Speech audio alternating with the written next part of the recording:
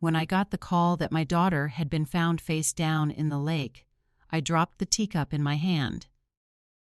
It shattered against the tiles, but I didn't hear it. Not really. All I heard was the rush of blood in my ears and the sound of my own breathing, shallow and lost, like I was drowning right beside her. They said it was an accident, but I knew my daughter never went near that lake at night. The words of the sheriff blurred together. Slipped from the dock, no signs of struggle. And I wanted to believe him. I wanted to believe the world was still fair, that bad things didn't happen to good girls. But a mother's heart knows.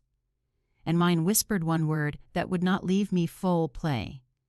You see, my daughter, Ella, was all I had left of her father. He'd passed when she was 17, and since then, we'd been each other's lifeline. She was the kind of girl who sent good morning texts, who watered my plants when I forgot, who laughed at her own bad jokes just to see me smile.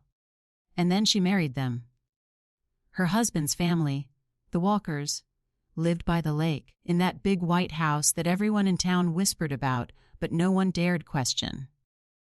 Old money, new pride, and a darkness that hid behind charity dinners and Sunday smiles. From the day she married Daniel Walker, my daughter began to fade. At first, I thought it was just married life, the adjustments, the compromises.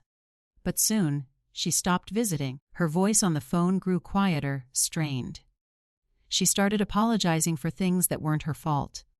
"Mom," she'd say, "they just have different expectations." Different expectations. I didn't understand then what that meant. Not until it was too late. The night before she died, I received a message from her. Just 5 words. "I can't do this anymore." I called. No answer. I texted back. No reply. By morning, she was gone. They said she slipped from the dock while taking photographs of the sunrise. But the sunrise was at 6:15 a.m. The coroner said she'd been in the water since midnight. No, she didn't fall. Someone put her there. For days I sat in my old rocking chair by the window, the one her father had built, and stared out at nothing. I couldn't cry anymore. My tears had dried into something else, something colder. Then I noticed the silence. No one from Daniel's family came. No condolence call, no visit, not even Daniel himself. When I finally saw him at the funeral, his eyes didn't meet mine. He just stood there, gripping the edge of her coffin like he was holding on for show. His mother, Miriam, whispered something to him. And he turned away. That was the moment I knew. Whatever had happened to my daughter, they were a part of it. But grief makes people overlook things, and anger can make you foolish.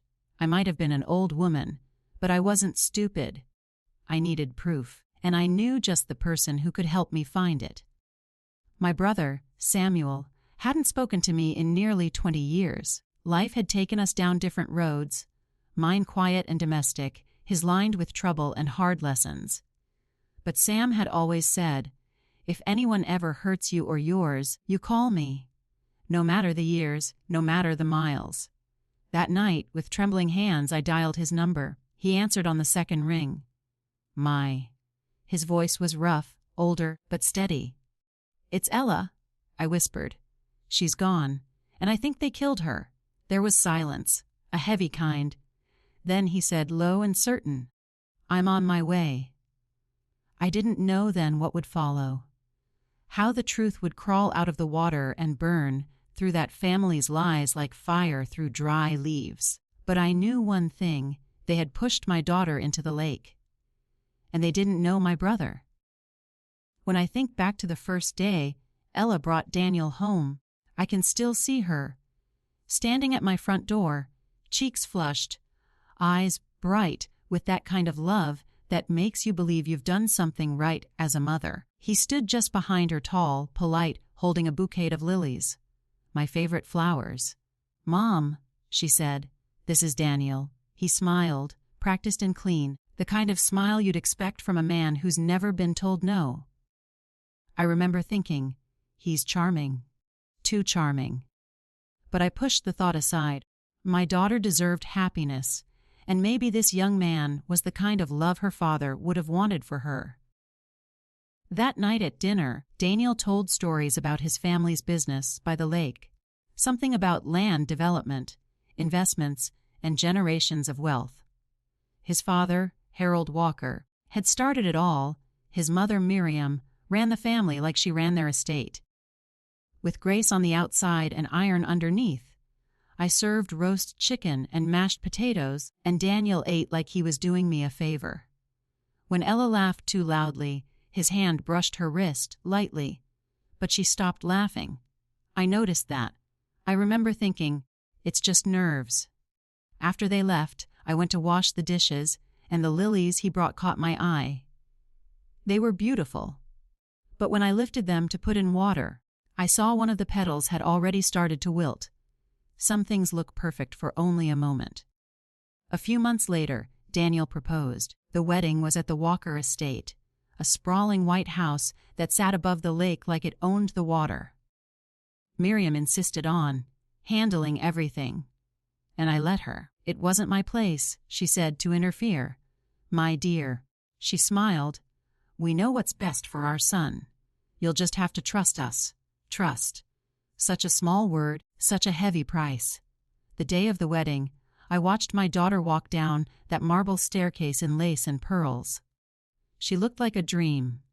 But when her eyes met mine, there was something behind her smile. Fear, doubt, maybe both.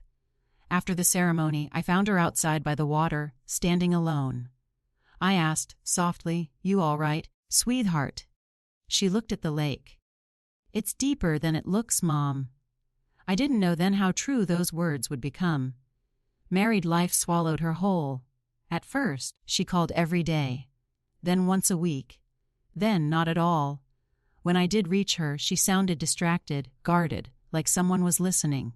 One afternoon, I decided to surprise her. I baked her favorite pecan pie and drove to the Walker estate. The gate guard looked confused, but let me in after a long phone call. When I arrived, Miriam greeted me on the steps, wearing that same polite smile. "Oh, May," she said, "you should have called first. Ella's resting." I could see through the window. My daughter was sitting right there by the fireplace. "Resting," she said. But Ella's eyes were swollen, and when she noticed me, she stood up quickly. Too quickly. Miriam's voice followed me like perfume. "She's just adjusting to our lifestyle. You understand. Adjusting. That's what they called it." When I hugged Ella goodbye that day, her hands trembled. I wanted to ask why. But she shook her head slightly, warning me to stay quiet. I left that house with a heavy heart and the distinct feeling that my daughter was no longer free inside it. Then came the little things. Things people ignore when they don't want to face the truth. A missing necklace I'd given her for her birthday, a canceled lunch because Daniel had other plans, a bruise she said came from tripping over the dog. But they didn't have a dog. "Mom," she told me once, eyes darting to the door, "I just need to keep the peace." His parents mean well. Mean well. I'd heard that tone before, from women who learned to smile while breaking. One evening, I received a call from her, voice shaking. "Mom, they said I'm not good enough, that I don't belong here." I tried to keep calm. "Who said that, baby?" she whispered. "All of them. Even Daniel." I could hear someone in the background, a woman's voice, firm and cold. "Hang up, Ella. Family business stays private." The line went dead. That night, I sat in my kitchen with the lights off, listening to the old clock tick. I thought about her father and what he'd say if he were here. He'd tell me not to give up. He'd tell me to fight. But how do you fight when your child won't let you in? The next time I saw her was on my birthday. She arrived unexpectedly, wearing a long, sleeved dress even though it was summer. Her smile was brittle. I hugged her and felt how thin she'd become. "Are you eating enough?" I asked. She nodded. "They like me better when I don't talk much." The words slipped out before she realized how they sounded. She laughed quickly, brushing it off. "You know what I mean." No, I didn't. But I didn't want to scare her away. So I smiled, served her tea, and talked about ordinary things. Flowers, weather, neighbors, all the while watching her hands tremble as she lifted the cup. When she left, she kissed my forehead. "I'll call you soon." But she didn't.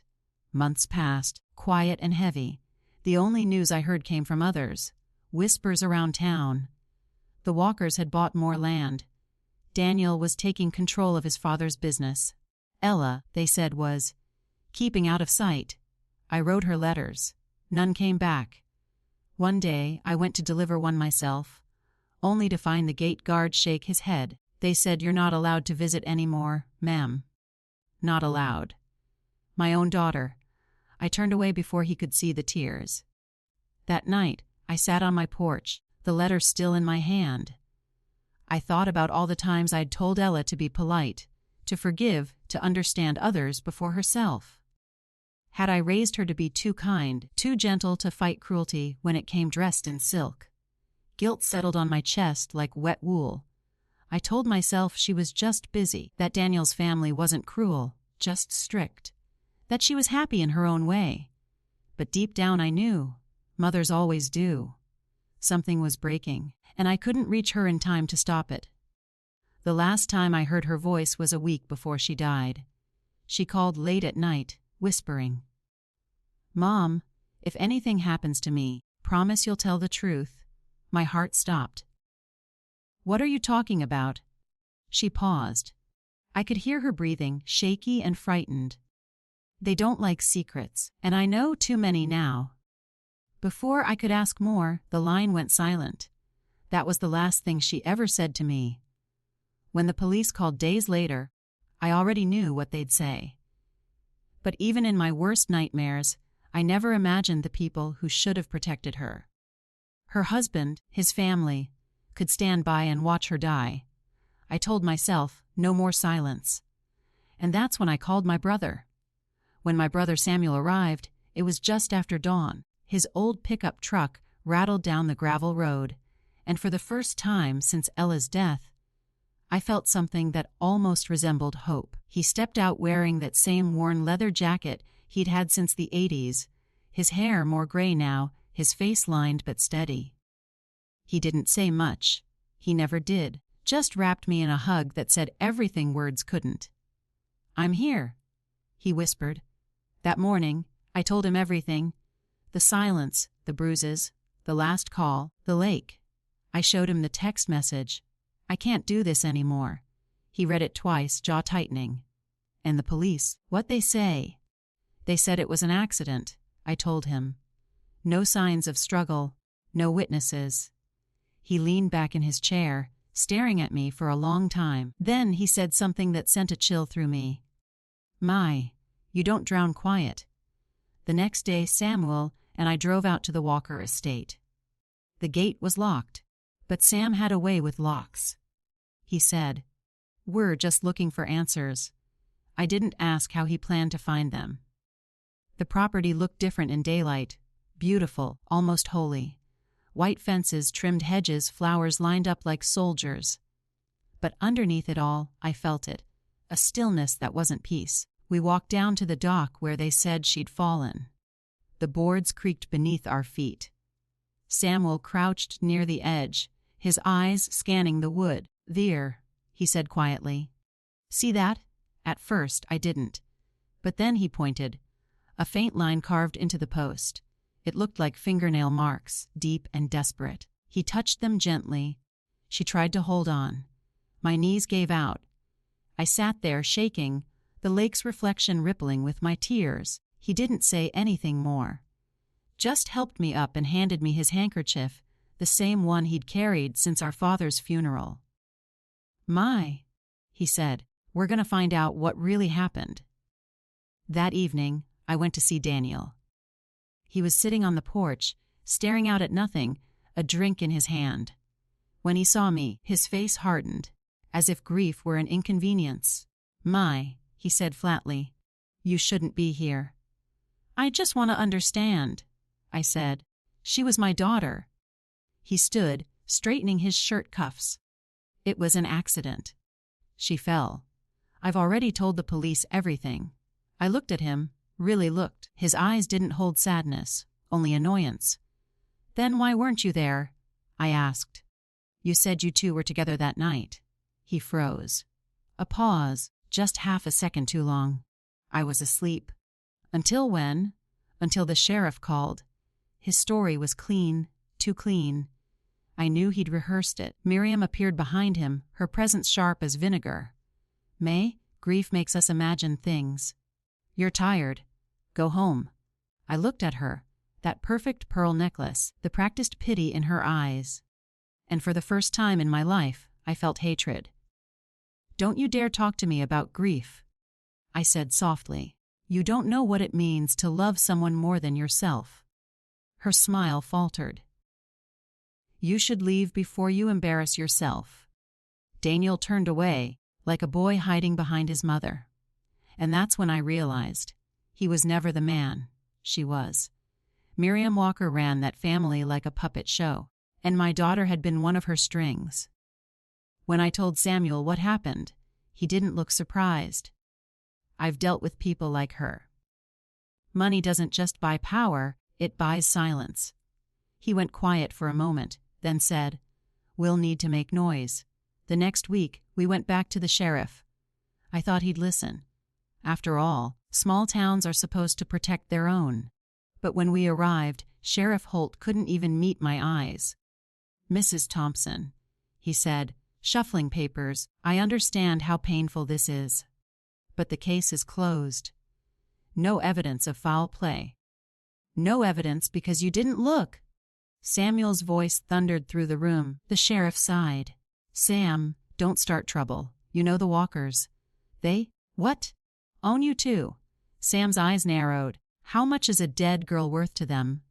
Enough, the sheriff said, lowering his voice, that you don't want to find out. We left in silence. That night, Samuel said, they think they can scare you into silence. They don't know you, May. They don't know me. A few days later, we found Ella's camera. Samuel had gone back to the dock after midnight, flashlight in hand. He came home just before dawn, holding a small plastic bag, wet but intact. It was her camera, the one Daniel had claimed she dropped months before. When we dried it out and plugged it in, most of the photos were gone, deleted. But not all. One remained. A blurry picture of the lake, moonlight shimmering across the water. And in the corner, almost hidden, the faint outline of two figures on the dock. One of them looked like Daniel. We took the photo to the sheriff again. He said it wasn't clear enough to prove anything. But when Samuel mentioned going to the state police, his tone changed. May, he said, you don't want to do this. People get hurt when they stir old waters. Old waters. He meant the Walkers. That night, my house phone rang. I answered, thinking it was Sam. But it wasn't. A woman's voice, calm and cold. You're making a mistake, Mrs. Thompson. Let your daughter rest. Before I could speak, the line went dead. I sat there in the dark, heart pounding. They wanted me scared. But they didn't understand. I'd already lost everything. There was nothing left to take. Samuel wasn't afraid. He started talking to people. Workers who'd been at the Walker estate, neighbors who'd seen lights near the dock that night. One man, a caretaker named Henry, said something that broke me in half. I heard shouting Mrs. Thompson. Around midnight, her voice. Then a splash. But they told me to keep quiet. Who told you? Samuel asked. Henry hesitated. Mr. Walker said if I liked my job, I'd forget it. Samuel wrote everything down. You'll tell this to the police. Henry nodded. But 2 days later, he packed up and left town. No note. No forwarding address. Everywhere we turned, doors closed. People looked away. It was like trying to scream through glass. One night, as I sat by the window, staring at the lake in the distance, Samuel came in quietly. May, he said softly, I've seen this kind of power before. It only falls when someone's brave enough to make it public. He pulled out a small recorder. I got something. He pressed play. And I heard Daniel's voice. She shouldn't have fought back. You think anyone will believe her mother over us? It's done. Let it go. I covered my mouth. Where did you get that? Doesn't matter, he said. What matters is that we use it. That was the night everything changed. Because once you hear the truth, you can't unhear it. And once you decide to fight, fear loses its power.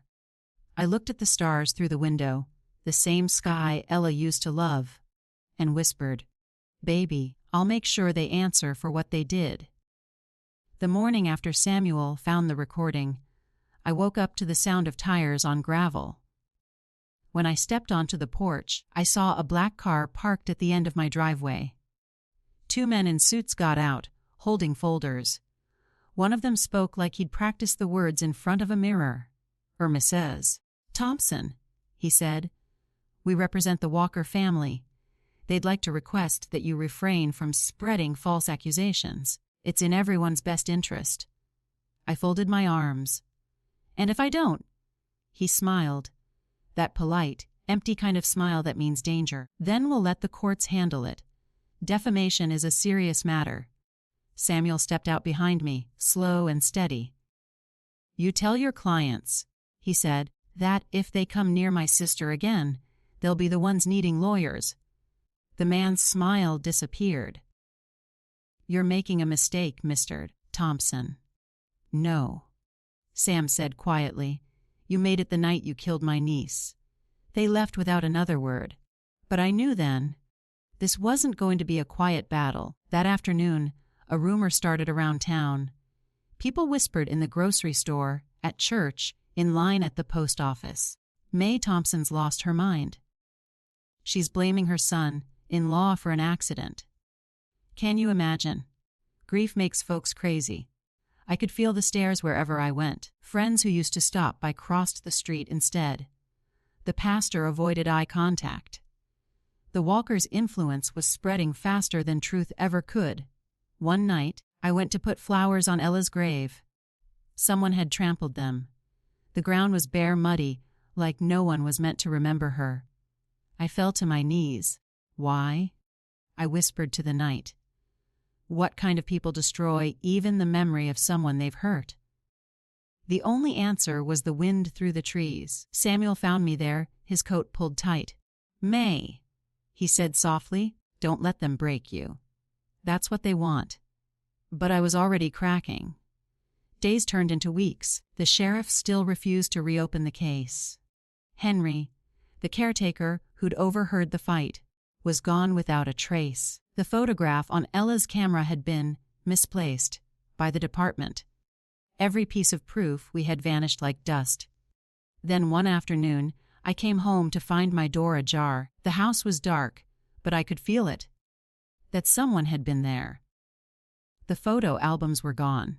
So was the box where I'd kept Ella's letters. They hadn't just taken things. They'd taken pieces of her. I sank into the chair by the window, shaking. For the first time, I wondered if maybe this was too big. Maybe I was just an old woman chasing ghosts in a world that didn't care. Samuel found me like that. Still, hollow, the fight almost gone. He didn't try to cheer me up. He just sat down across from me, folded his hands, and said, Do you remember when Dad died? Everyone told you to sell the farm, said you couldn't manage it alone. But you stayed, you worked, you made it grow. I looked at him, tears burning. This isn't a farm, Sam. This is death. He nodded. Yeah, but it's still yours to face. You're the only one who can bring her peace. His voice cracked just slightly when he said that, and I realized he was grieving too. The next morning, I decided I wasn't going to hide anymore. I took the recording Samuel had made and burned copies. On flash drives, CDs, everything I could. I sent one to the local newspaper, another to the state police, and one to a friend who worked at a radio station 2 counties over. If they wanted silence, I'd give them a storm, but the Walkers were quicker than I thought. The paper called that afternoon, saying they couldn't publish it. Not enough verification. The police said the evidence was inadmissible without a clear timestamp. And the radio station, it mysteriously lost the file. By sunset, my phone wouldn't stop ringing. Blocked numbers, hang-ups, threats whispered in the dark. One voice stood out, Miriam's. "You don't understand what you're doing," she said calmly. "You're destroying what's left of your daughter's reputation." "She's dead because of you," I shouted. Silence. Then a quiet laugh. "Sometimes, dear, people just aren't strong enough for our world." The line went dead. I threw the phone against the wall. It shattered, but the rage stayed. That night, Samuel said, "If the law won't listen, the town will." He had a plan. One that scared me, but I knew it was right. The Walkers were hosting their annual charity gala at the Lake Estate. All of their friends, investors, and town leaders would be there. Samuel said we'd make sure everyone heard the truth, not from papers or whispers, but from my own mouth. I was terrified, but I agreed. The night of the gala, I wore the same black dress I'd worn to Ella's funeral. I didn't want to look beautiful. I wanted to look like memory, something they couldn't bury. Samuel drove us there. When we arrived, music floated out from the grand hall, laughter echoing like nothing had ever happened. People smiled as we walked in, then froze when they realized who I was. Miriam was standing near the center of the room, pearls glinting under the chandelier. Her face stiffened. "May," she said coldly, "you weren't invited." I held my ground. Neither was the truth. The room fell silent. I reached into my purse and held up the recorder. "This is Daniel's voice. The night my daughter died." A murmur rippled through the crowd. Daniel went pale. "She's lying." But Samuel hit play. "She shouldn't have fought back." "You think anyone will believe her mother over us?" Gasps, whispers. Faces turned. The mask cracked. Miriam lunged forward, but it was too late. People were filming. A few guests slipped out quietly, probably to call the sheriff or the news. Daniel stammered, "It's not real. Someone faked that." I looked straight at him. "You told her to go to the lake that night, didn't you? You said you needed to talk." He shook his head, eyes wild. "She wanted to leave. She was hysterical." "So you made sure she couldn't." He slammed his fist on the table. "You don't know anything." But he was wrong. I knew enough. Miriam's voice trembled now. The first time I'd ever heard fear from her. "Mai, think about what you're doing." I stepped closer, my voice calm but sharp as glass. "I already have. For months. While you destroyed her name, while you turned people against me. But tonight, everyone sees you." The silence that followed was the kind that ends lives. Not by death, but by truth. By the next morning, the recording was everywhere. Someone from the gala had uploaded it online. The story spread faster than the Walkers could bury it. The sheriff couldn't ignore it anymore. He reopened the case. Daniel was questioned. Miriam lawyered up. The cracks began to widen. But the cost was high. That night, someone set fire to Samuel's truck. We woke to the smell of smoke and sirens. The fire didn't spread, but the message was clear. "You sure you want to keep this up?" He asked me quietly, watching the embers. I nodded. "I lost my daughter once. I won't lose her justice, too." He smiled, tired but proud. "That's the May I remember." For weeks, we waited. Investigators dug deeper. More people came forward. The caretaker, Henry, finally contacted us from out of state. He'd been hiding, afraid. He agreed to testify. That was when I felt it. For the first time, the faint warmth of light after a long, cold night. The Walkers had built their power on fear. But fear only works when you let it, and I wasn't afraid anymore. The morning the sheriff called, I was sitting by the kitchen window, folding one of Ella's scarves. He didn't waste words. "Mrs. Thompson, we've reopened your daughter's case. We'll need you to come in for a formal statement." For a long moment, I couldn't speak. My hands trembled around the faded fabric, that soft lilac color she'd loved so much. Finally, I whispered, "Thank you." When I hung up, I just sat there, not crying, not smiling, just breathing. For the first time in months, breathing didn't hurt. At the station, the mood had shifted. The same deputies who once looked at me with pity now looked with something else. Respect, maybe shame. Sheriff Adams met me in his office.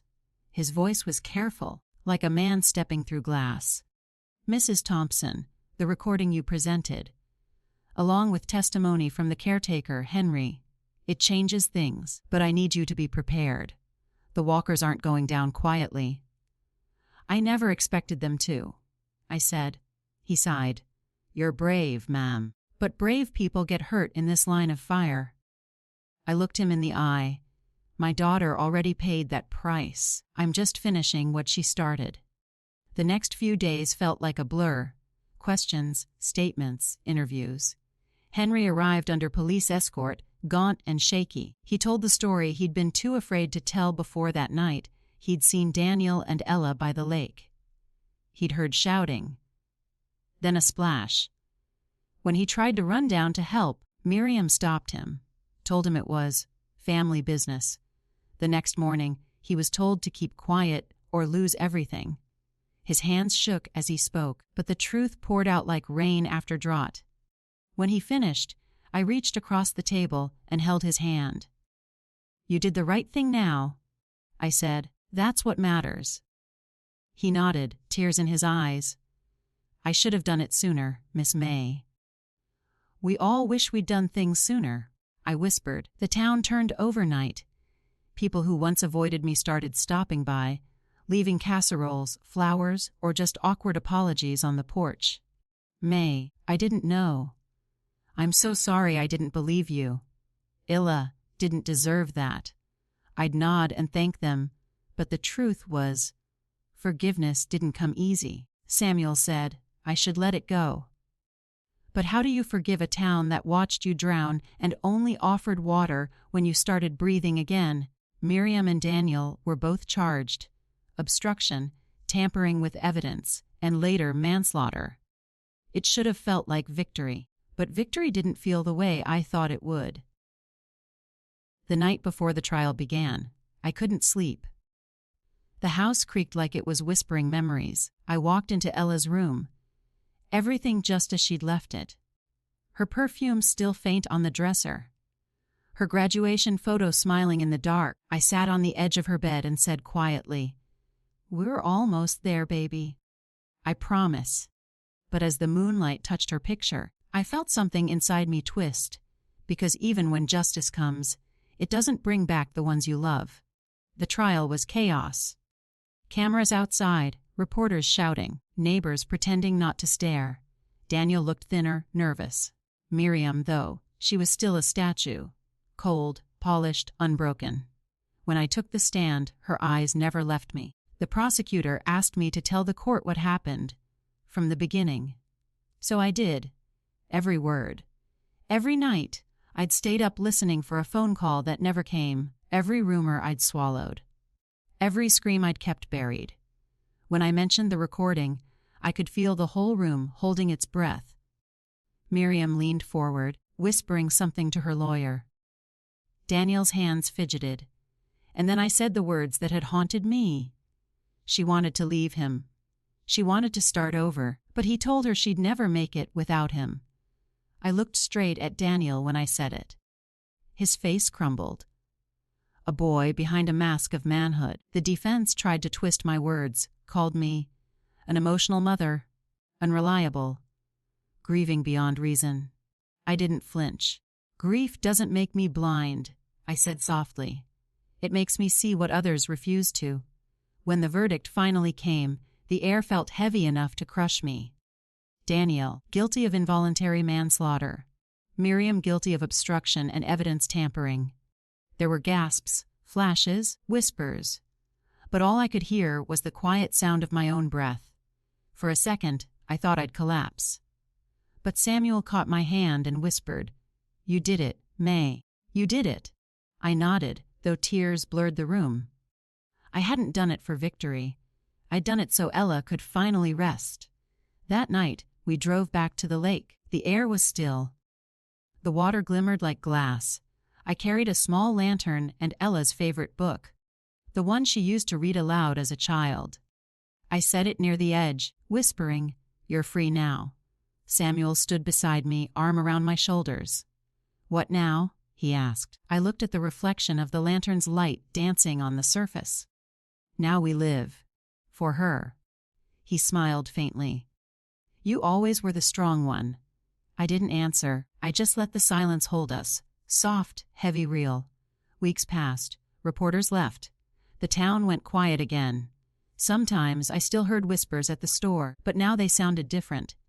Respectful, maybe even guilty. People finally used Ella's name again. And that mattered more than anything. One morning, I got a letter from the state attorney's office. Inside was a single sentence. "Thank you for your courage."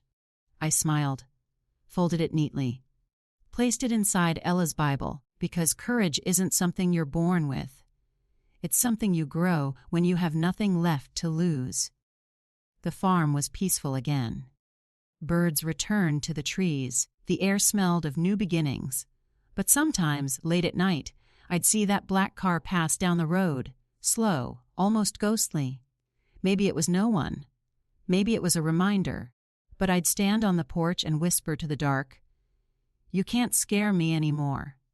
Because they'd taken my daughter. Tried to take my name, but they could never take my voice. When truth finally comes, it doesn't shout. It whispers. Through grief, through silence, through the people who refuse to give up. My name is May Thompson. I am a mother, and this is the story of how I stopped being afraid. It's been 1 year since the trial. The house feels different now, lighter, somehow. The air doesn't carry secrets anymore, only the smell of cinnamon and the sound of the wind moving through the porch chimes. I used to wake up dreading the day. Now, I wake up wondering what I'll plant next in the garden. Grief doesn't vanish. No matter what people tell you, it changes shape, turns from a storm into a quiet river that runs through you. And sometimes, when I'm out by the lake pulling weeds or laying new stones, I feel Ella beside me, not as a ghost, but as warmth. A soft reminder that love doesn't die when people do. After the trial, the Walkers' property went up for sale. Nobody wanted to touch it. Not after what had happened. Some folks said it was cursed. Others said they'd heard crying from the lake at night. But I didn't believe in curses. I believed in consequences. The family moved away quietly, Miriam to another state, Daniel serving his time in prison. Their name faded from the local gossip like dust from an old photograph. Justice was done. But I learned something no verdict could teach me. Justice doesn't erase pain. It teaches you how to live with it.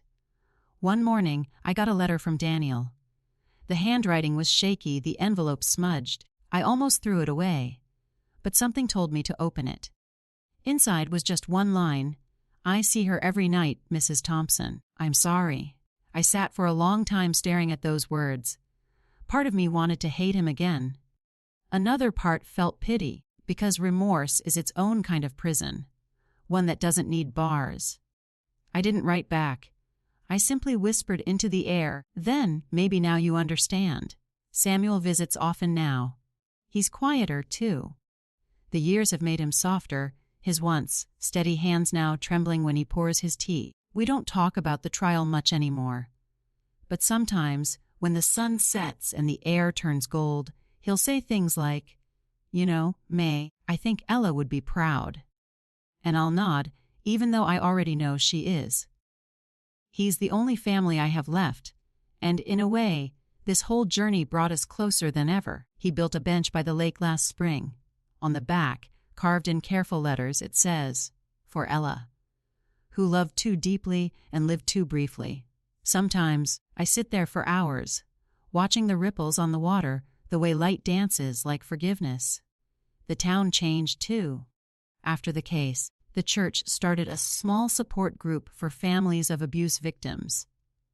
I was asked to speak at the first meeting. I almost said no. I wasn't sure my voice could carry something that heavy again. But then I remembered Ella. How she used to say, "Mama, if one person hears you and changes their mind, it's worth it." I went. I stood in that small room, filled with women and men who had all lost something: peace, trust, safety, love, and I told them my story. When I finished, no one clapped. They just sat in silence, tears falling quietly. And in that silence, I felt something holy, not sorrow, but strength. Afterward, a young woman came up to me and whispered, "You gave me courage to leave." And right then, I knew that was why I'd survived. I started writing letters to Ella, one every Sunday. I don't mail them, of course.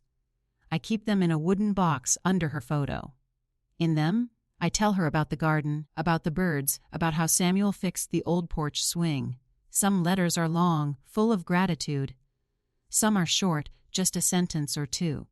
Last week said, "Your favorite lilies are blooming again. They remind me of your laughter."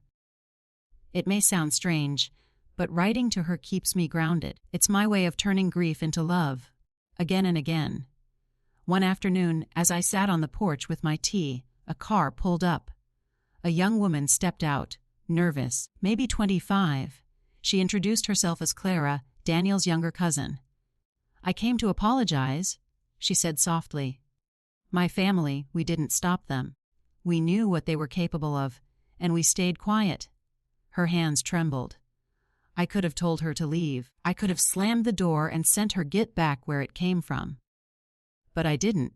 Instead, I said, "You're stopping it now. That's what matters." She cried, and I hugged her. Just like that, something shifted, as if a window opened in a room that had been sealed for years. Forgiveness didn't mean forgetting, it meant freeing myself from their hold. That night, I walked to the lake one last time before winter came. The air was cold, the sky painted with stars. I could almost hear Ella's laughter in the rustling trees. I whispered, "We're okay now, sweetheart." A breeze lifted through the cattails, soft, like a hand brushing my cheek. Maybe it was her. Maybe it was the world reminding me that love never really leaves. I sat on the bench and closed my eyes. For the first time in years, I felt completely still, not empty, not broken, just still.